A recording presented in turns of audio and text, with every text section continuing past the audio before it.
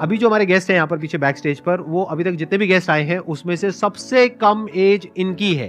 उनको आप सब गूगल बॉय ऑफ इंडिया के नाम से जानते हो। Please give an energetic and warm welcome to Kautilya पंडित।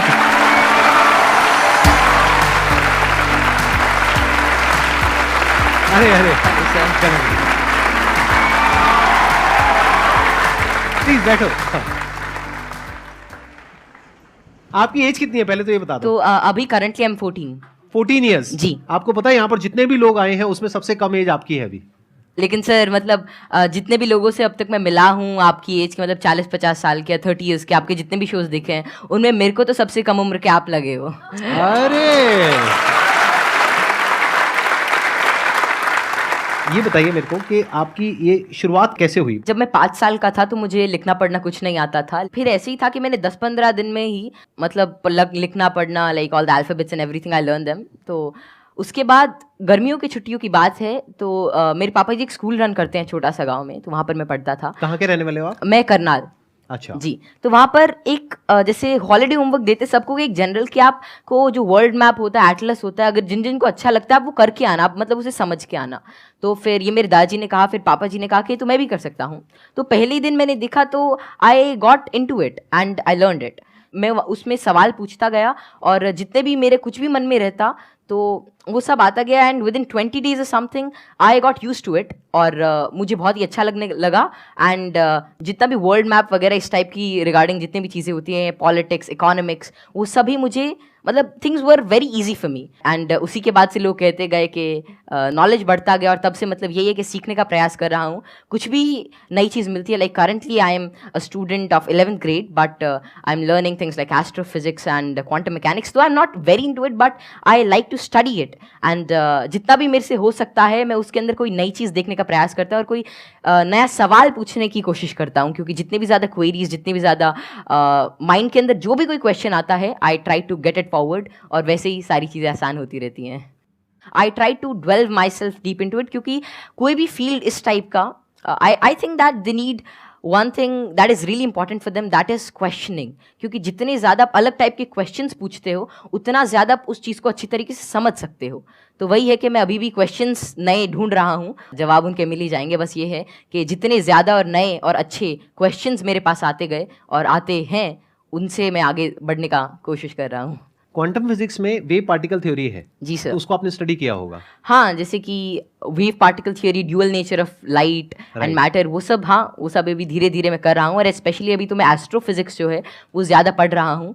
और जैसे कि डार्क मैटर है, डार्क एनर्जी है, तो या फिर माइक्रोवेव रेडिएशन है, बैकग्राउंड रेडिएशन, एक्सपैंडिंग यूनिवर्स, ये सारी चीज़ें मुझे काफ़ी इंट्रीग करती हैं और इनके बारे में मैं कुछ रिसर्च पेपर्स और अलग अलग चीज़ें अभी स्टडी कर रहा हूँ। तो 0 पॉइंट फील्ड के बारे में भी आपने कुछ स्टडी करी है? नहीं, अभी ज़्यादा नहीं। अभी मैं जनरली जैसे अभी मैं टाइप 1A सुपरनोवा और उनके जो एक्सपेंशन है, लाइफ साइकिल ऑफ स्टार, उनके बारे में अभी मेरी रीसेंट स्टडी चल रही है। मैंने आपकी यूट्यूब पर एक वीडियो देखी थी जिसमें एक न्यूज़ एंकर आपसे कुछ पूछ रही थी और आप एक एक करके सारे सवालों के जवाब दे रहे थे।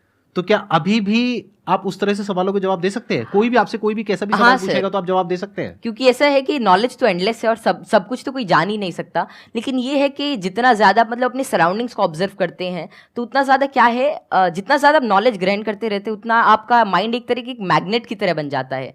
और उसके बाद कोई भी इंफॉर्मेशन, कोई भी चीज़ वो आपको आती रहती है। और ऐसा है कि बहुत सारी चीज़ें मेरे को नहीं भी पता होती और मैं उनको सीखता हूँ। अगर मानो कोई नई चीज़ मेरे को आज पता चलती है तो मैं उसे सीखूंगा और that would be like great for me. तो कोई भी चीज़ I always like to entertain and get new answers and new questions, क्योंकि उसी से ही एक नया फील्ड, एक नया पर्सपेक्टिव मेरे लिए ओपन हो जाता है।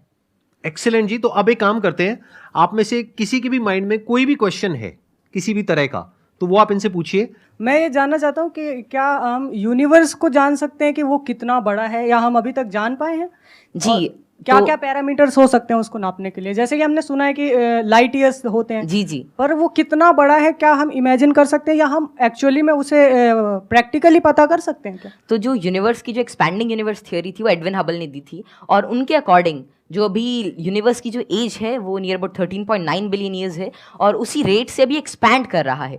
तो यूनिवर्स जो अभी हमारी थियोरी है यूनिवर्स के जो मोस्टली एक्सेप्टेड है, that is of expanding universe. अभी के हिसाब से हबल कांस्टेंट होता है दैट इज 65 मेगापास्क। तो जो डिस्टेंस ऑफ यूनिवर्स है that is h times d, तो वही 13.9 बिलियन टाइम्स लाइट ईयर। तो इतना भी हमारा एक एस्टिमेशन है कि इतना यूनिवर्स हो सकता है। जैसे आपने इतनी सारी नॉलेज गेन कर रखी है, क्या आप भूलते नहीं है चीज़ों को, या भूलते हैं? कब रिवाइज करते हैं? हम पढ़ते हैं तो हमें रिवाइज करना पड़ता है, अगले हफ्ते भूल जाते और हैं। रिवाइज करने के आपके बाद भी साथ भूल ऐसा जाते कुछ हैं। एक्चुअली ऐसे ही होता है है ना? Yes sir. अगर आप किसी चीज़ को अच्छी तरीके से देख लेते हैं, उसे समझ जाते हैं, तो उसकी एक आउटलाइन आपके दिमाग में रहती है और फिर आपको उसे ज़्यादा रिवाइज करने की ज़रूरत नहीं रहती। तो वही है कि किसी भी चीज़ का कॉन्सेप्ट रहता है, तो अगर आपको वो समझ में आ गया तो information is just like, I think that information is not the main part. If you understand the thing properly, फिर आपको वो सारी चीज़ें आसानी से याद रहती है, आपको कोई उसके लिए एक्स्ट्रा एफर्ट्स नहीं करने पड़ते। सर पूछ रहे थे, बोल रहे थे ना कि मैं मैटर के बारे में स्टडी कर रहा हूँ, तो मैं ये जानना चाह रहा था कि जो इलेक्ट्रॉन प्रोटॉन है इनका मतलब सबसे पहले किसने बताया था इनके बारे में? तो इलेक्ट्रॉन की जो डिस्कवरी थी, तो यार 9th क्लास की एनसीईआरटी में मिल जाता है।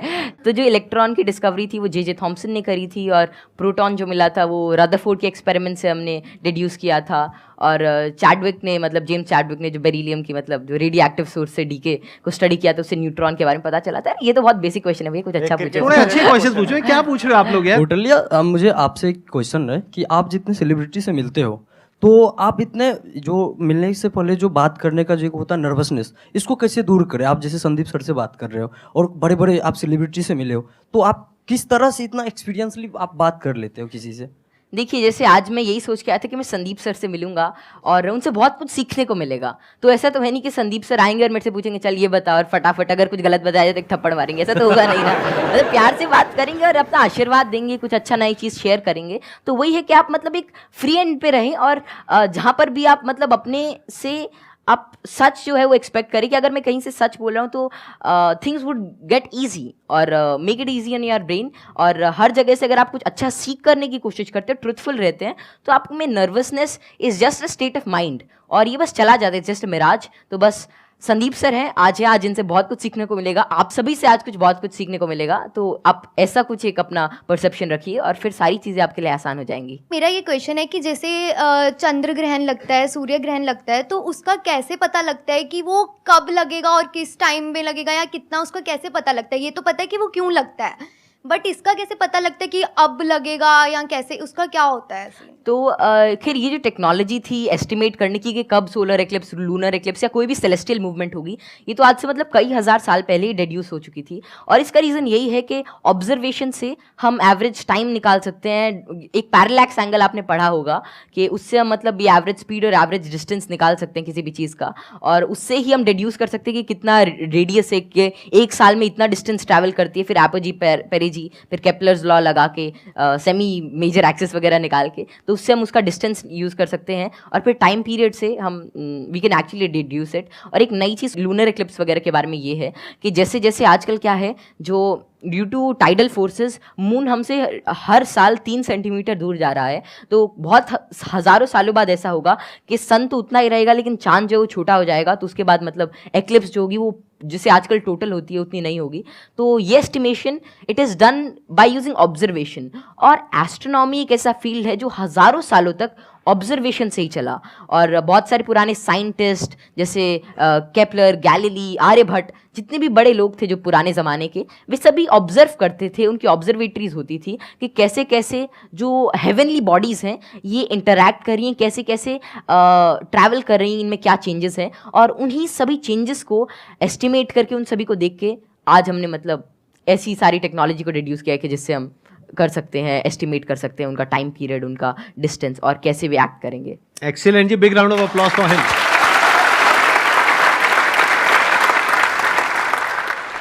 मैं ये पूछना चाहूँगा, जैसे यहाँ पर बैकग्राउंड हमारा होता है तो लोग कहते हैं कि इंटेलिजेंस जेनेटिक होता है, काफ़ी मतलब कि उसको बढ़ाने में बहुत ज़्यादा नहीं हम लोग कर सकते हैं।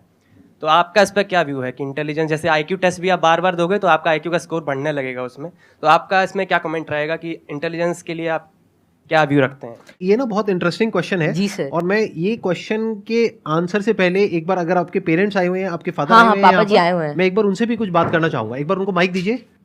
मैं आपसे ये जानना चाहूंगा कि आपके जो बेटे हैं ये तो सबको पता है कि किस तरीके से चीज़ों को याद रखते हैं, किस तरह से एक्सप्रेस करते हैं। क्या आप भी इसी तरीके से चीज़ों को याद रख पाते हैं? पहले तो बहुत बहुत धन्यवाद जो आपने माइक दिया, और जो आपके आज दीदार हुए, हम बहुत दिनों से कुछ एक गिने चुने शख्सियत ऐसे जिनसे नहीं मिल पाए, उनमें एक संदीप माहेश्वरी थे। और जैसे ही कौटिल्य को पता लगा कि उनसे मिलने का मौका मिलेगा, ये बहुत ज़्यादा एक्साइटेड था आपसे मिलने के लिए। Thank you. मेरे पिताजी भी काफ़ी इंटेलिजेंट व्यक्ति थे, कौटिल्य भी इंटेलिजेंट है, और हम बीच की पीढ़ी हैं। थोड़ा सा मैं कुछ कम हूँ, ये दोनों दादा पोता थोड़े ज़्यादा। बहुत ऐसे बच्चे हैं जो मेरे से बहुत ज़्यादा इंटेलिजेंट है, मेरे को लगता है, जिनकी बात करने के ढंग से, जो इतने ज़्यादा, आपने छोटे बच्चे को देखा होगा, वो बहुत अच्छे अच्छे सवाल पूछते हैं, मतलब वे कुछ भी पूछ लेते हैं, और मतलब आपको लगता है कि अरे नहीं, ये तो इससे मतलब एज से बहुत ऊपर की चीज़ है, मतलब या तो आप किसी और मूड में होते हो, और हम उसे इग्नोर कर देते हैं। तो जैसे जैसे हम सवाल पूछते हैं, उतना ज़्यादा हमारे अंदर एक मतलब चीज़ों को जानने के लिए एक चाह रहती है, और अगर हम वो उस क्यूरियोसिटी को कर्ब नहीं करते हैं, तो उतनी ही ज़्यादा मतलब वो बाद में सवाल पूछता है, उसके एक इंक्विजिटिव ब्रेन रहता है, और curiosity is something that drives this intelligence, and I don't think that there is such a great involvement of IQ and genetics. लेकिन हाँ, अगर आपका मन है कि कोई चीज़ जानने का, कोई चीज़ करने का, then it's all about will power, और कितना आप उसमें टाइम डिवोट करते हैं, कितना आप क्यूरियोसिटी और इंटरेस्ट से काम करते हैं। Because even Richard P Feynman said, it really doesn't matter कि how much you know, but it matters कि आप कैसी चीज़ों के बारे में सोच रहे हैं, और कितना इन्फॉर्मेशन आपके पास है, कितना नॉलेज आपके पास है। It really doesn't matter until and unless you try to use that knowledge, और आप उस नॉलेज से कोई नई चीज़ को समझने का प्रयास करते हैं। और कोई नई चीज़ तभी आ सकती है जब आपके पास कोई नया सवाल होगा। आपने बड़ी अच्छी बात बोली कि क्यूरोसिटी हम सबके अंदर होती है। जी सर। लेकिन होता क्या है कि घर में जाकर के हम उल्टे पुल्टे क्वेश्चंस पूछते हैं, जबकि क्वेश्चंस उल्टे पुल्टे नहीं होते हैं, सामने वाले को समझ नहीं आता है तो उसके लिए उल्टे हो जाते हैं, तो वो उसको चुप करा देते हैं। हाँ, बच्चे को चुप करा देते हैं, और वहीं पे उसकी क्यूरोसिटी मर जाती है। उसके बाद में क्वेश्चनिंग खत्म हो जाती है, उसके बाद में वो रटना शुरू कर देता है। रटने में इंटरेस्ट तो आता नहीं है, तो ना तो अब रट पाते हैं ना समझ पाते हैं, बिल्कुल दोनों तरफ से चले गए। तो अब मैं ये आपसे जानना चाहूंगा कि क्या बचपन में जब आपने क्वेश्चनिंग करी, इस तरह के क्वेश्चंस पूछते थे, शुरू में तो आपने अपने पेरेंट्स से पूछा होगा या अपने आसपास में जो लोग थे उनसे पूछे होंगे जी, तो क्या आपको सपोर्ट मिला? क्या उन्होंने आपको एनकरेज किया, या उन्होंने भी आपको यही कहा कि क्या फालतू के क्वेश्चंस पूछ रहा है? नहीं, जैसे I think I was fortunate enough कि जितने भी मैं सवाल पूछता, कोई ना कोई मेरा जवाब दे ही देता था। और बात शुरू ऐसी होती थी कि मानो कोई घर पे कोई बात चल रही है किसी भी चीज़ को लेकर, मानो दे टॉकिंग अबाउट के एक इकोनॉमिक क्राइसिस है देश में, तो मैं उसके अंदर मैं सुनता रहता था, या कोई भी ऐसी चीज़ हो रही है, कोई स्पेस मिशन जा रहे, मैं सुनता रहता था, मैं चीज़ों को ऑब्जर्व करता था। और वैसे ही मेरे जो भी सवाल आते, I was fortunate enough to get their answers. और मानो अगर मेरे को उसका जवाब नहीं भी मिलता तो मैं पूरे दिन उनसे पूछता रहता। तो एक तो मैंने भी कसम खा रखी थी कि जवाब तो चाहिए ही, तो मैं खाते हुए भी यही पूछता, नहाते हुए भी यही पूछता, और जो भी काम करता मैं मतलब मेरे दिमाग में वही रहता जब तक वो रिजॉल्व नहीं होता। तो ज़्यादा मेरे को दिक्कत नहीं आई, और मेरे को जल्दी ही जवाब मिल गया। और अगर कोई ऐसा रहता तो मतलब मैं भी ठीक था, और मेरे family and everything they supported me really well. तो यहाँ पे वो जो पेरेंट्स मुझे अभी देख रहे हैं उनके लिए एक बहुत बड़ा लेसन है कि अगर बच्चे कुछ क्वेश्चंस पूछते हैं तो उनके जवाब देने चाहिए, हमें पीछे नहीं हटना चाहिए, और अगर जवाब नहीं है तो हमें बोलना चाहिए हाँ हाँ, विद ऑल दी हम्बलनेस कि भाई हमारे पास में जवाब नहीं है, आप खुद फिगर आउट करो जाकर। मतलब सर जब मैं छोटा था तो it was lean about like 2013 और समथिंग, और तब मतलब यही इंटरनेट बहुत कम था, और तो यही था कि कोई सवाल मेरे मन में आता, शायद वो नहीं पता रहता, तो मेरे पापा जी एक डोंगल आता था, मतलब वोडाफोन का, बहुत महंगा उसका रिचार्ज था, मतलब ऐसे मतलब अभी चला तो एक वीडियो देखने के बाद ही खत्म हो जाता था तो फिर वो लाते, और मतलब मेरा जो भी सवाल रहता मेरे को उसका आंसर मिलता।